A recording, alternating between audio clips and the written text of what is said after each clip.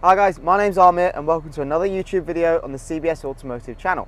Now today we're going to be showcasing a really cool, neat, integrated upgrade, and that is wireless Apple CarPlay and Android Auto going directly onto your factory screen in this BMW X5. Now this is an upgrade we can carry out to so many new cars and is a really nice one to use and something that I actually have in my own car. So the way that it works in this particular vehicle, the BMW X5, is it's using the factory screen and it's integrating that in. So you still keep control of all your physical steering wheel buttons and you control the system like you did before with the iDrive controller. It's a really neat and simple solution that does get you Apple Maps and Apple CarPlay, as well as adding in Bluetooth if your car doesn't already have it. So in this example, it's running off the aux. So you can select aux on your media device and then it will start playing your music and you have your phone calls and everything through the system.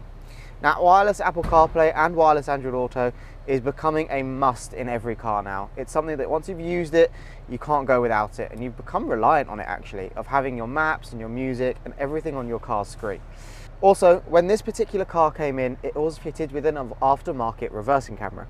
Now that is something we can retain, but actually while we were installing our own CarPlay kit, we noticed that the install of the reversing camera wasn't quite up to our standards and quality that we expect. So what we've done is we've integrated their reversing camera into our system so it all works seamlessly. As soon as I select reverse, I get my reversing camera display up on the screen. Now we can also add in a reversing camera if you don't have one already.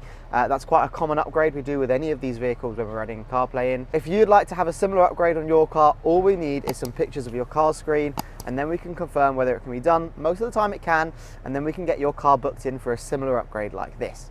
Now if you've enjoyed today's video, feel free to subscribe and leave a comment below letting us know what car you'd like to see next. Maybe it might be yours. So thank you for watching and I'll see you in the next video. Thank you.